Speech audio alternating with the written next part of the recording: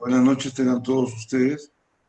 Hoy día vamos a presentar un tema de actualidad que tarde pude comentar con el doctor, que lo va a presentar, que es el manejo de diabetes y el COVID, experiencia de un centro. El doctor Rolando Vargas, ¿no? González, es profesor principal de la Facultad de Medicina de la Universidad Nacional de Piura. Asimismo, ha sido decano del Consejo Regional 7 de Piura y además expresidente de la filial de Piura de la Sociedad Peruana de Medicina Interna. Es un reconocido endocrinólogo que, bueno, nos une una amistad con el doctor Franco y él, y que es un honor presentarlo para nosotros, ya que nos va a dar conocimientos nuevos que podemos discutir. Doctor Rolando Vargas, con usted está el micro. Buenas noches, estimados amigos de ICA. Agradezco por esta oportunidad para compartir un poco una experiencia de los últimos meses. Nosotros acá en Piura hace 12 años inauguramos un instituto médico de diabetes con la finalidad de dar atención a la familia diabética. Desde esa época, salvo hace 3 años que tuvimos el infortunio de que fuimos inundados por el río, porque estamos colindando con el río, cerramos 2 meses, pero luego hemos dado atención a toda la comunidad de forma continua. Y este año, pues, a partir de marzo, comenzamos a recibir pacientes con sintomatología respiratoria, COVID. Y bueno, pues tuvimos que darles atención, porque como ustedes conocen, ahorita hay pocos centros que brindan atención y en Piura también, no son muchos. Entonces, lo que voy a compartirles con ustedes algunos casos, una experiencia personal, comentarios personales. Como ustedes saben, COVID tiene 5 meses en el mundo, estamos aprendiendo todos. Yo soy endocrinólogo como muchos de ustedes y les voy a compartir lo que venimos haciendo en el instituto con toda mi gente que me apoya, porque este no es mi trabajo solo, sino el de todo mi grupo. Y gracias a ellos es que podemos brindarle atención a mucha gente que la necesita. Voy a primero hacerles una presentación del instituto, ¿no? Para que conozcan un poco sobre... Pues no sé si pueden verlo. Hola. Se ve perfecto, doctor. Siga nomás. Ya. Bueno, este es nuestro instituto acá en la ciudad de Piura, como les dije, colinda con el río Piura. Y en él tenemos muchos servicios, ¿no? Desde hace muchos años.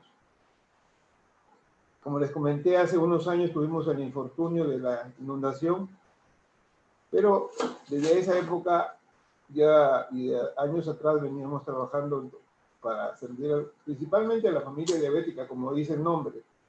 Uno de nuestros puntos fue siempre muy importante, fue pie diabético, el salvataje del pie diabético, y con ello aprendimos mucho a manejar infecciones serias, a usar muchos fármacos que ahora estamos usando con COVID, como es la heparina, ¿no? A intensificar la terapia con insulina. Entonces, ese fue siempre uno de nuestros objetivos y aprendimos también, pues, a manejar no solamente el pie diabético, sino muchas infecciones que a veces afectan a los pacientes diabéticos.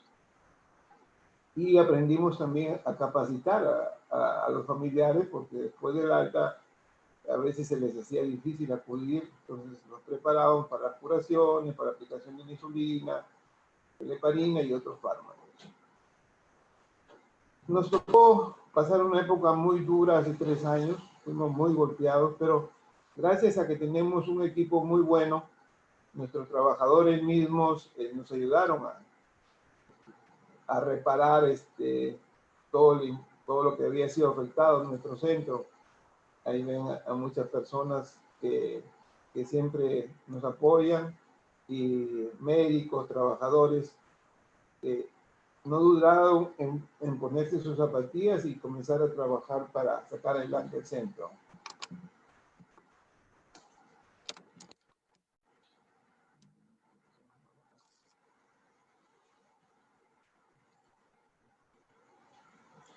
Y estas son vistas de aquella época, que las tenemos muy grabadas, son vistas de trabajo, de unión, y gracias a ello, gracias a ese equipo que tenemos, ¿no? Seguimos adelante, compartimos mucho, y esa es una de nuestras fortalezas, ¿no? Y el orgullo de tener gente muy comprometida. Preparamos no solamente médicos, también ingenieros, tenemos gente que nos apoya en otras áreas y nos preparamos para el futuro, para ver qué nos va a suceder cuando ya nos retiremos.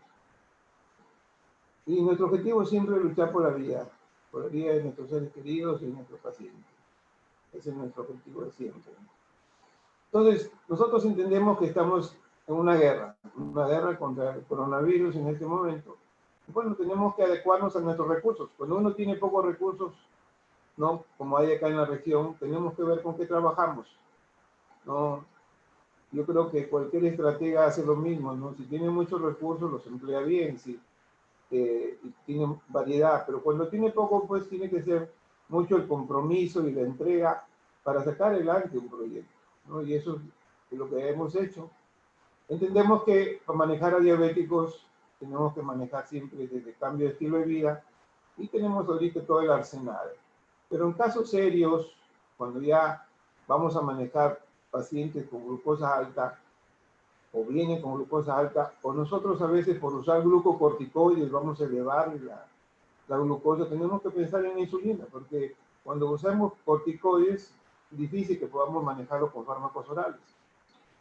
Entonces hay una variedad de insulinas, muchos de ustedes las conocen, ¿no? Tenemos las insulinas antiguas de acción rápida, y sus análogos que tenemos en el mercado, dos de ellos principalmente, y luego tuvimos las insulinas intermedias que todavía se usan, y sus análogos también que tenemos numerosos.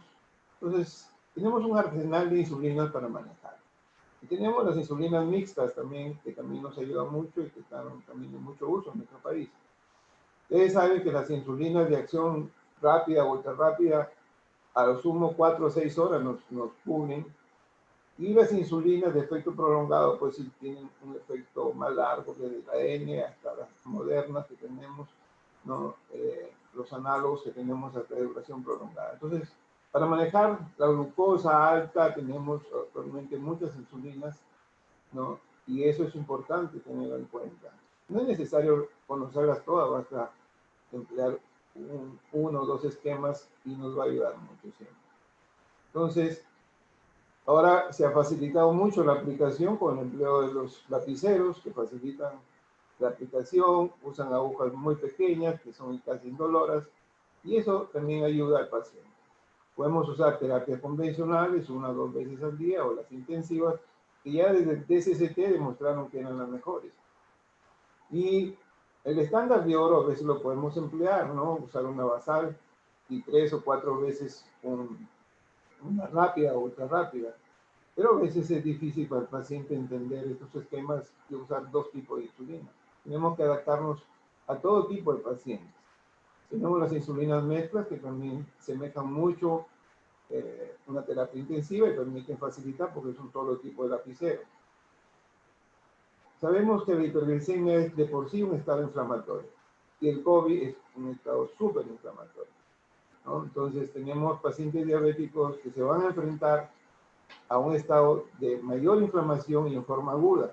Y eso tenemos que tenerlo presente porque ese es el punto de partida crucial para manejar pacientes con COVID. De lo poco que hemos aprendido es que tenemos que bloquear ese proceso inflamatorio, eso que se llamaba la tormenta de citoquinas, porque ese es el desencadenante más grave en este cuadro.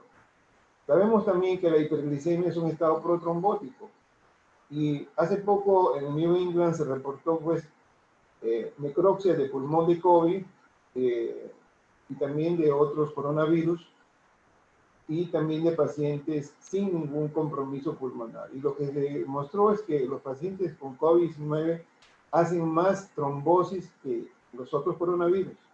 Y eso explica mucho de la alta letalidad que tiene este cuadro. Entonces, si nosotros podemos bloquear el estado inflamatorio, podemos bloquear ese proceso acelerado de trombosis pulmonar, podemos evitar que el paciente llegue a estados graves y fallezca.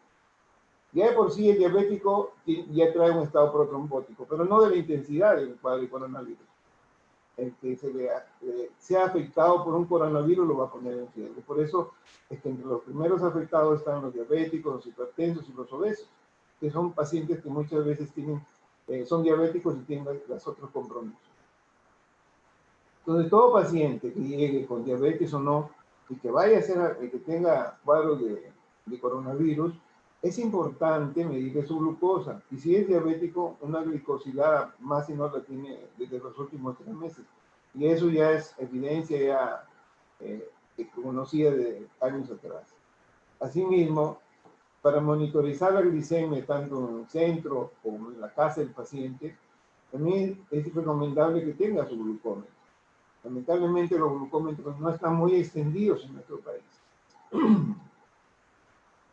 Mantener una glucosa muy estrecha en estados agudos siempre es un objetivo, pero cuando a veces queremos hacer demasiado estrecho el control, corremos el riesgo de a veces no lograr un objetivo de reducir la mortalidad. Y eso ya se vio en el estudio de Night Sugar, ¿no?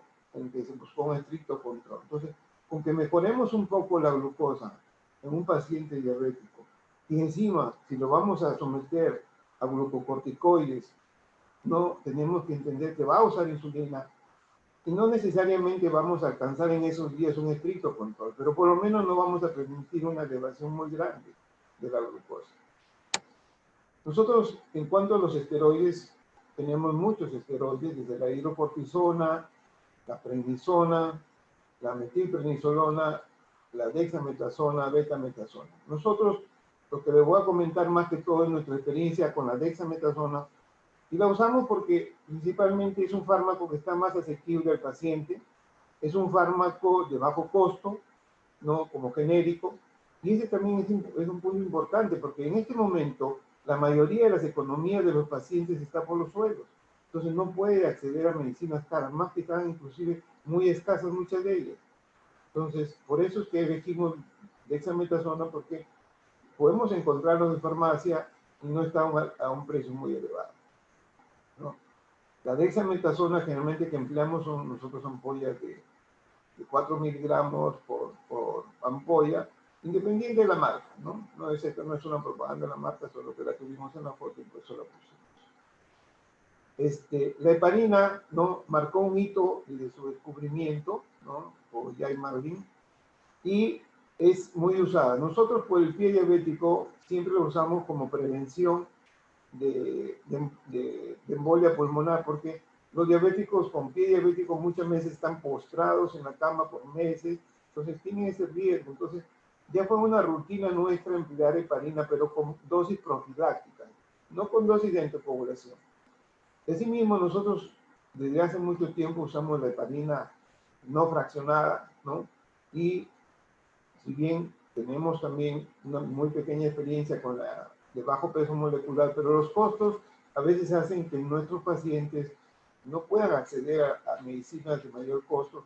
En cambio, una heparina no fraccionada tiene un costo más bajo. Si bien es como una similitud entre una insulina NPH y una insulina glargina, ¿no?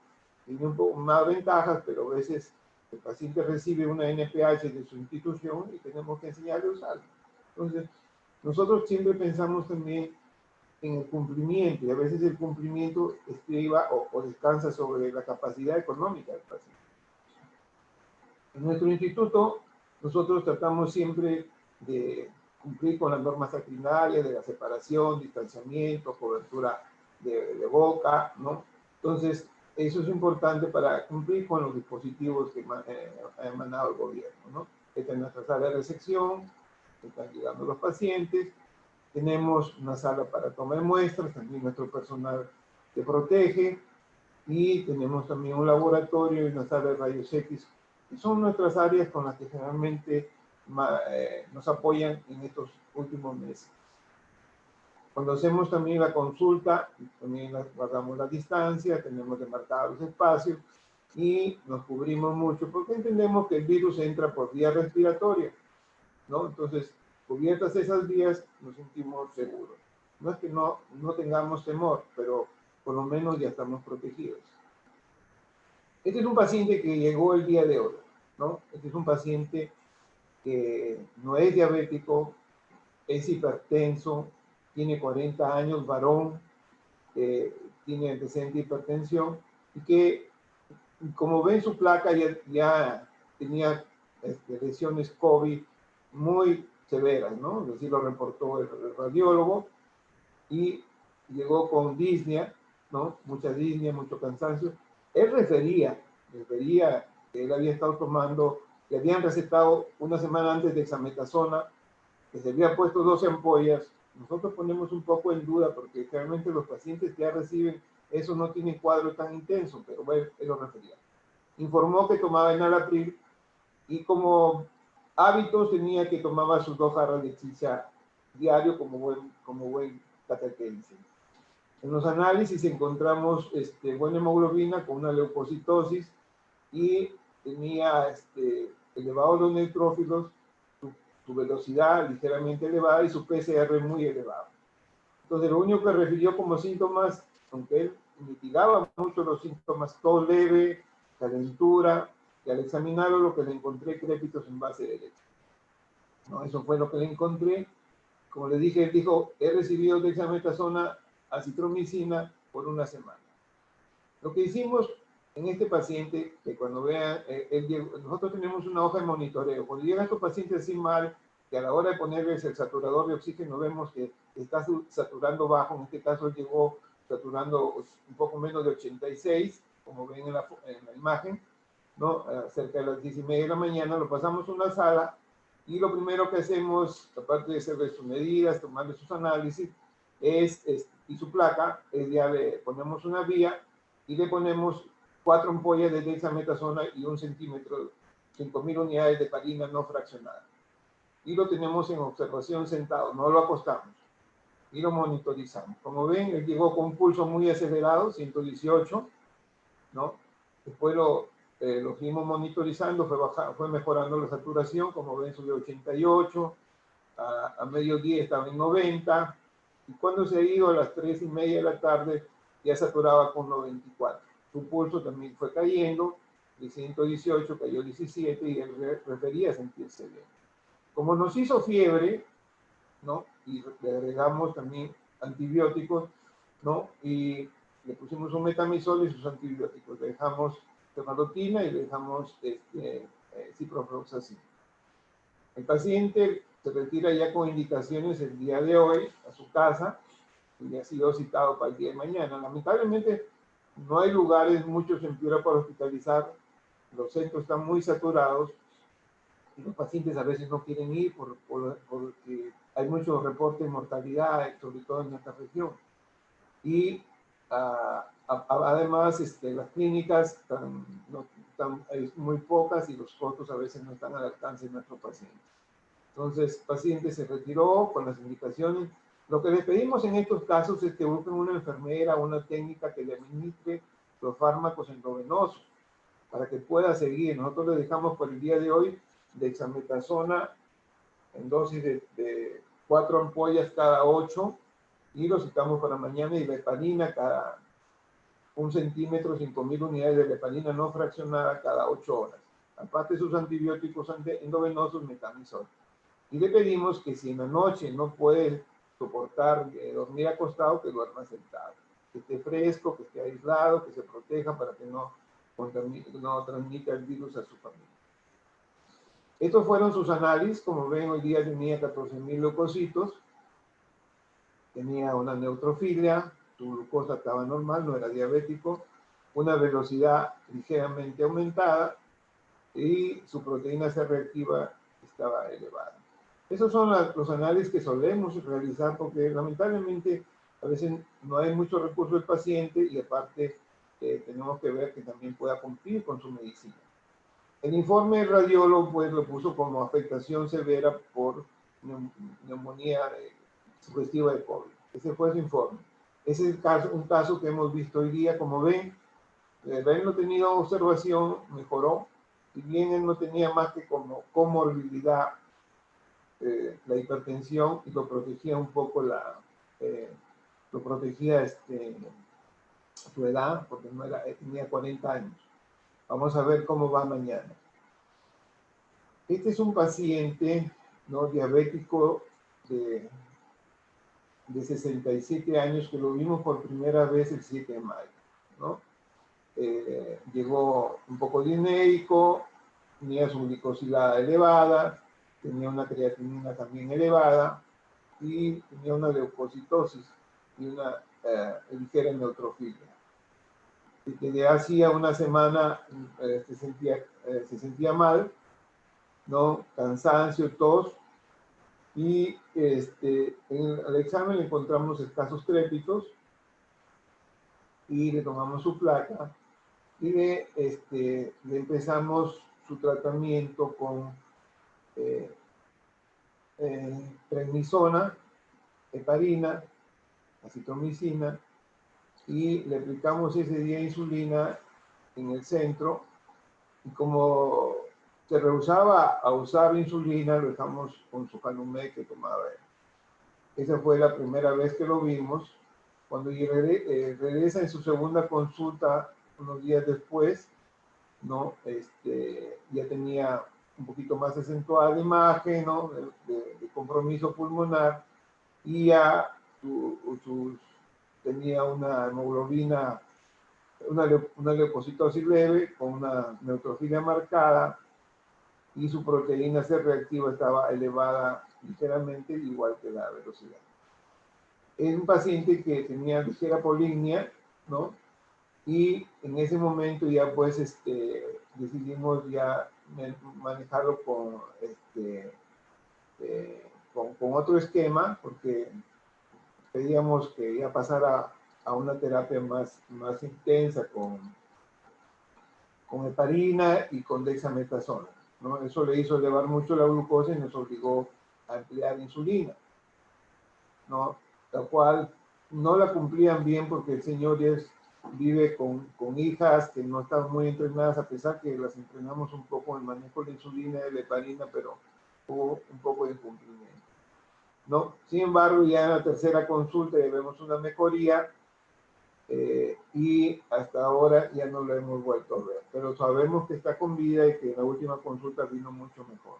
Ese paciente sí era diabético, y hubo momentos en que tuvo glicemia muy elevada, según él reportó por teléfono, por la dexametasona. Pero gracias a Dios que aceptó ponerse insulina varias veces, y eso lo compensó y permitió sacarlo adelante. Este es otro paciente de 78 años que no es diabético, es hipertenso, tiene insuficiencia renal crónica, y concurre porque presentaba tos seca, dolor de garganta, fiebre, ¿no? Había bajado de peso, y 2 días atrás se sentía muy agitado, llegó en silla de ruedas.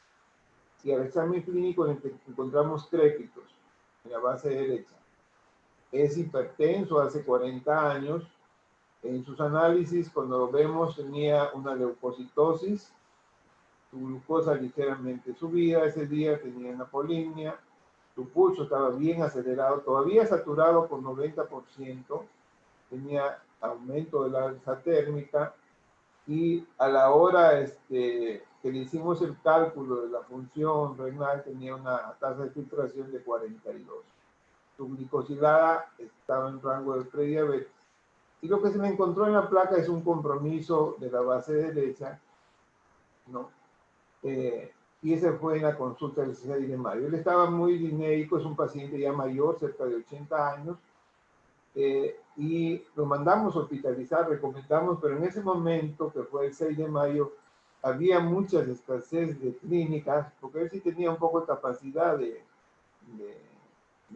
para ir a una clínica, pero no había, y lo único que atinó fue a contratar una enfermera en su casa, y ahí fue tratado, ¿no? Entonces a él lo manejamos con dexametasona, con heparina, le dimos también ciprofloxacina y imipenem, y bueno, sorosartán, ¿no? Esta fue la segunda consulta unos días después, todavía se ven lesiones sugestivas de COVID, su saturación había mejorado un poco, su pulso había disminuido. Lo que nosotros notamos siempre que la primera afectación o primer signo así llamativo es la aceleración del pulso, ¿no? El reposo. Y eso nos hace prestar mucha atención a ese dato, ¿no? Aparte de la saturación, que son los instrumentos básicos con los que trabajamos. Ya vino con un menos neutrofilia, había bajado un poco la velocidad y ya refería mejoría, pero todavía venía en silla de ruedas porque todavía se cansaba mucho. Continuamos con el esquema de dexametasona, heparina y los antibióticos y lo citamos para una siguiente consulta. Ya nos informó, ahí recién se había hecho su prueba rápida y había salido reactivos tanto para IgG y para IgM, ¿no? Entonces, nosotros, cuando ya vemos el cuadro, a veces una prueba rápida no está a su alcance o no hay muchos centros. Nosotros sí hacemos en nuestro centro, pero a veces preferimos que sus primeros recursos vayan para la medicina, ¿no? Porque ya teniendo la placa, el cuadro clínico, nos interesa ya estabilizarlo. Una vez que ya lo estabilizamos, ya le pedimos que se hagan sus pruebas y todo lo demás. Entonces, este paciente ya en la tercera consulta todavía seguía viniendo con silla de ruedas, pero ya notaba mucho mejoría, ya su saturación de oxígeno era mejor, su pulso también ya no seguía a los 100, los leucocitos todavía seguían altos, pero ya había bajado los neutrófilos. En el examen clínico ya lucía bien, ya comentó que se sentía bien, y en las placas todavía había afectación leve según fue el informe radiólogo, ¿no? Y este es el resumen de este paciente en sus 4 láminas, ¿no? Que las hemos reunido acá. Vean cómo ha ido cambiando y mejorando. Ya en la última consulta que vino hace unos días, el 1 de junio, él ya caminaba sin silla de ruedas, vino bien, se sentía bien, entonces él se recuperó mucho en este periodo. En cuanto al COVID, a las manifestaciones, ¿no? Las manifestaciones iniciales que solemos ver, la hiposmia, anosmia, la disfusia, eh, eh, son manifestaciones que nos ayudan a pensar en el cuadro, que las vemos en los primeros días. Cuando no pasa de eso, simplemente nosotros lo manejamos con paracetamol, nada más, y reposo, pero cuando ya vemos que hay dolor faríngeo, ¿no? Sobre todo ya esa sensación de que siente una presión en el cuello y ya el pulso se está acelerando, yo creo que es el momento que nos está indicando que ese cuadro puede ir a un cuadro severo o moderado o severo, sobre todo cuando ya el pulso te está pasando en reposo de 100. Nosotros dejamos unos 2 minutos con el saturador y si vemos que no baja, sigue alto y para nosotros es el momento de tratar de hacer abortar un cuadro moderado a severo. Ahí sí coincidimos con lo que está publicado, porque esto lo está publicado en el nuestro, lo hemos recogido en la literatura. Coincidimos que en ese momento debemos usar corticoides, coincidimos que en ese momento es bueno usar heparina, ¿no? Porque ya nos está avisando que ese paciente ya pasó de su epitelio orofaringeo, ya está yendo a vías respiratorias bajas y puede ser un cuadro severo, ¿no? Entonces, o moderado o severo. No queremos que llegue a eso, porque si ya pasa a esos estadios va a ser difícil estabilizarlo y puede empeorar y poner en riesgo su vida. Entonces, para nosotros el empleo de los glucocorticoides es de suma importancia, sobre todo cuando hay la opresión de orofaringe, cuando hay incremento del pulso. Ahora, si ya el compromiso es bronquial, ya lo vemos en la placa, lo escuchamos a la hora de la auscultación, vemos la placa, compromiso pulmonar, pues ni modo, ahí sí tenemos que entrar. Nosotros entramos ahí con glucocorticoides, dexametasona, con heparina, y si hay sospechas de que pueda haber también un compromiso bacteriano, también lo cubrimos para eso, ¿no? Estos ya son cuadros más difíciles, muchos de ellos los mandamos a hospitalizar, lamentablemente a veces no alcanzan ellos porque no hay muchos centros, porque no tienen recursos para actividad privada y muchos van a su casa. Y en ese caso entrenamos a la familia o pedimos que se consiga una enfermera y los monitorizamos por teléfono para tratar de que no se agraven y tengan que hospitalizarse y muchos de ellos fallecer. Había algunos pacientes que han llegado con afectación severa y lamentablemente por falta de oxígeno han fallecido, ¿no? Lamentablemente en Piura tenemos todavía muchos problemas con el oxígeno. Cuando llegan a esos estadios, la verdad que hay que persignarse y esperar que puedan pasar ese periodo o conseguir su oxígeno, que en este momento en Piura es sumamente caro. Entonces, para nosotros, nuestra experiencia básicamente es con el empleo de heparina, con el empleo de la dexametasona y de la insulina, porque estos pacientes que son diabéticos y que usamos dexametasona, hay que pedirles que se automonitoreen su glucosa, porque hacen niveles muy altos de glucosa. Pero gracias a Dios, la mayor parte de nuestros pacientes vienen saliendo. A veces no logramos ese control estricto de la glucosa, pero usar insulina los ayuda y ya muchos regresan en mejor estado y al bajar las dosis de la dexametasona, realmente ya estos pacientes ya requieren menos insulina y compensan mejor. Entonces, es importante entender eso. Ahorita, educar al paciente creo que es un aspecto importante, porque ellos a veces, o por vergüenza, por discriminación, minorizan sus síntomas y su cuadro, ¿no? Dicen, vengo por una congestión, pero ellos saben que tienen su COVID, pero les da vergüenza a veces decirlo. Entonces, si le transmitimos la seguridad, creo que los vamos también a hacer sentir mejor. Va a tener menos estrés, que es un problema muy serio en esta familia, porque a veces lo discriminan en su barrio, en su familia, ¿no? Entonces, es importante tener en cuenta todos estos aspectos. No solamente es un aspecto orgánico, también es un aspecto emocional que también tenemos que manejar. Acuérdense bien que el periodo de incubación es de 5 a 6 días, con un rango de 1 a 14, y que el 97% de los casos sintomáticos se desarrollan en los 11 días tras la exposición, ¿no? Y actualmente se considera que la transmisión de la infección comienza de 1 o 2 días antes del inicio de los síntomas. Bueno, eso es lo que quería comentarles. Si hubiera algún comentario, alguna pregunta, encantado. No tengo experiencia con otros fármacos más que los que les he comentado, ¿no? Y es más que todo un manejo ambulatorio, o si no, transitoriamente los tenemos unas horas con nosotros para observación o a veces con algún soporte por horas con oxígeno. Les agradezco mucho. No sé si tendrán algún comentario o alguna pregunta, encantado de comentarlo.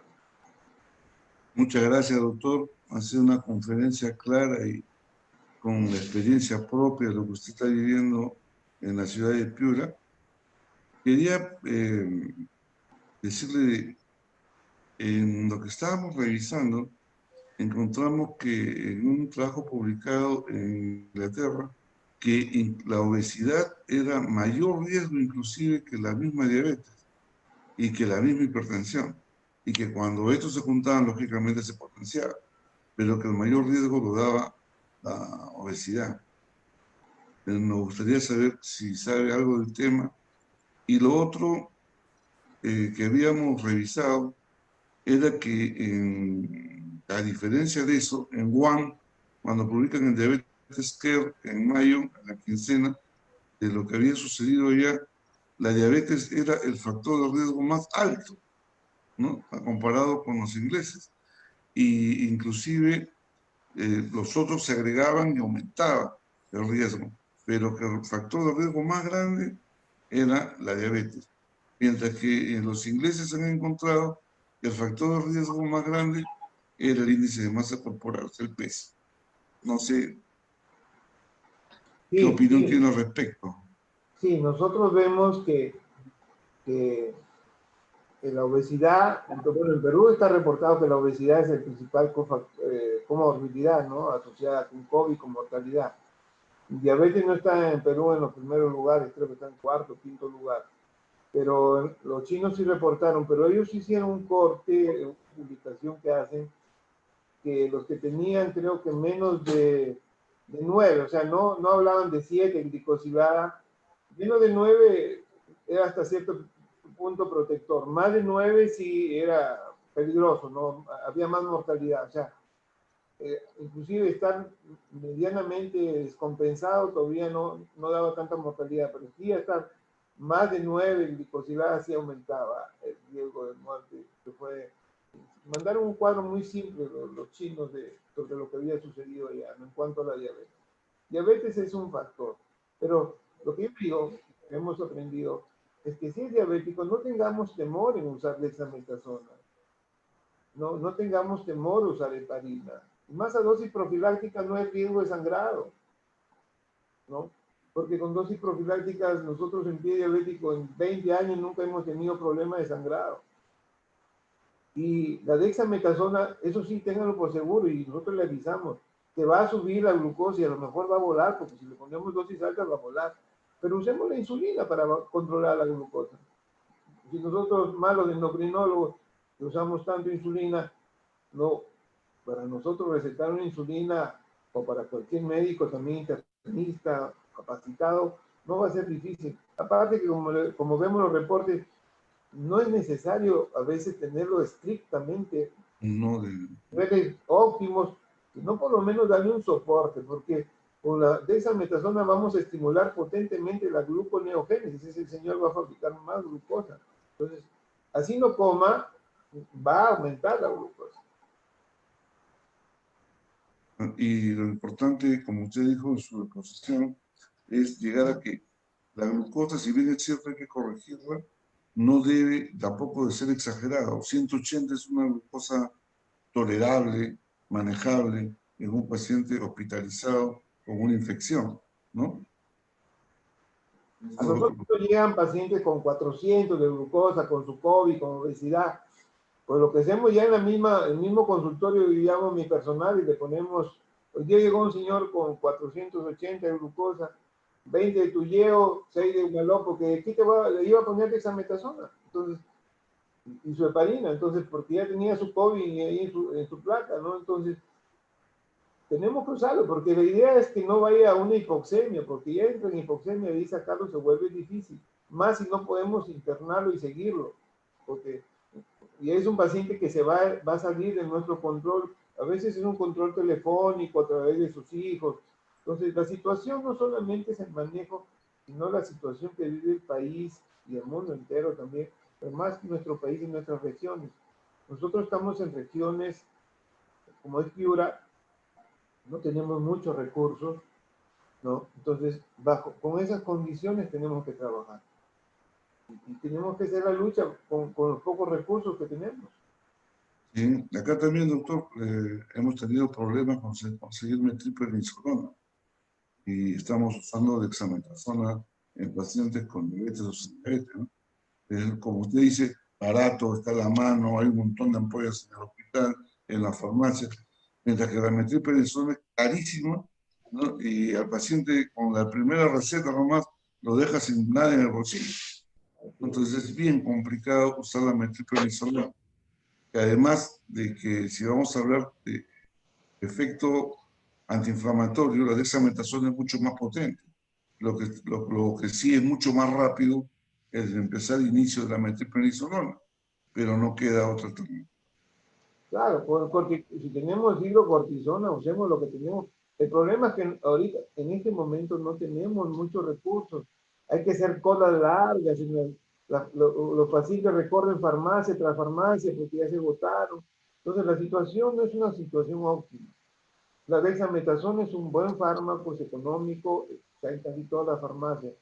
Yo hace muchos años no empleo metilprednisolona, un tiempo lo empleé mucho para hacer pulsos en las oftalmopatías Graves, ¿no? Pero de ahí, y que realmente en ese entonces, que no eran diabéticos, yo tenía que monitorizarlos y genera mucha alteración. Entonces ahí aprendí que usar corticoides en dosis altas vas a volar la glucosa, pero en este caso, lo que queremos frenar es esa tormenta de citoquinas y queremos frenar ese fenómeno de tromboembolia, porque si no lo frenamos, la mortalidad va a ser alta en este caso. Muchas gracias, doctor. ¿Alguna pregunta, no sé, de otra persona? Franco.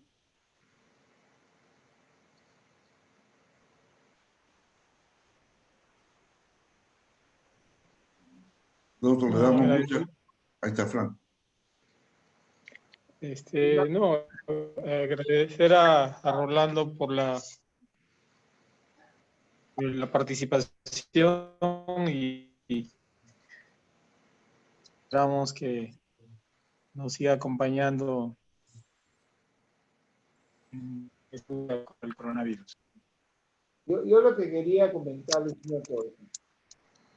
Actualmente yo creo que debemos propender a orientar a los pacientes, porque mucha mortalidad está en que el paciente llega tarde, uno. Y a veces llega tarde porque no hay muchos centros de atención. Pero se pudieran dar muchas consultas por teléfono, los ministerios de salud, crear muchas líneas, porque una cosa es que lo dirija su vecino, su vecina, y otra cosa es que lo dirija un médico. Entonces, ahí va a cambiar ya el panorama, porque el paciente se automedica, toma todo tipo de medicinas. Me olvidaba comentarles, yo también estamos usando ivermectina, pero cuando ya tenemos evidencia que hay un COVID, antes no. No, cuando tenemos por lo menos alguna evidencia que hay un COVID, usamos ivermectina, sea en cápsulas, sea en gotas, ¿no? Porque también voló la ivermectina por mucho tiempo y a veces es escasa conseguirla. Así es difícil de conseguirla. Hemos conseguido inclusive hasta la ivermectina que usaban de uso veterinario para convertirla en uso humano, ¿no? En ¿Sí? equilibrio, porque Yo no también había forma. lo mismo en Piura. Así es. Sí, esas son nuestras medicinas, no tenemos experiencia con otros fármacos y como te digo, experiencia en pacientes en UCI no tenemos. Nosotros, nuestro manejo es ambulatorio. Tengo la suerte, como habrán visto en alguna diapositiva, de tener un grupo humano que apoya, que está decidido. Nosotros no crean que no tenemos temor, pero nosotros nos cubrimos, nos protegemos nuestro rostro, pero entendemos que ese paciente que está pidiendo socorro, tenemos que darle el apoyo. No queda otra. Entonces, por eso es que lo hacemos. Y nuestra población de endocrinológica, obesos y diabéticos, que son la mayoría hipertensos, son los más afectados. Entonces, yo creo que con un poco de tratamiento inicial, rápido y agresivo, podemos evitar que vaya a estadios más graves. Esa sería la conclusión de esta reunión, ¿no? De que debería el gobierno inclusive acercarse más a la gente, tratando de ver antes de que empiecen los síntomas severos y darle medicación en casa. Si se hiciera un plan de arrasar, ¿no? Hubiera bajado más la incidencia. Acá estamos en plena crecida en Ica. Ustedes ya deben estar más o menos estables. Acá estamos en plena subida, ¿no? Hubiera sido la mortalidad más alta en Perú del coronavirus. Elmer Huertas hace más de 2 meses en una entrevista que hizo decía, quédate en casa, pero si ya tienes síntomas, salte de tu casa a buscar un médico. No te quedes si sientes síntomas, porque ya si sales con un cuadro muy severo, estás exponiendo tu vida. Ya, estate en casa si no tienes nada, pero si ya tienes algo, tienes que salir y a buscar médico. Lamentablemente la gente está yendo a preguntar a las farmacias o a indagar qué toma su vecino, su compañero o algún que le preste atención, ¿no? Entonces, la automedicación está y sin ver los efectos secundarios que pueden tener, ¿no? Claro. Claro. Bueno, doctor, muchas gracias por la conferencia. Esperamos estar reunidos con usted en otra. Ya depende del doctor Franco, que está organizando esta videoconferencia muy interesantes. Ha sido un gusto saludarlos. Muchas gracias por todo. De todas maneras, ya nos veremos. Hasta luego, doctor. En este momento. Saludos. Gracias.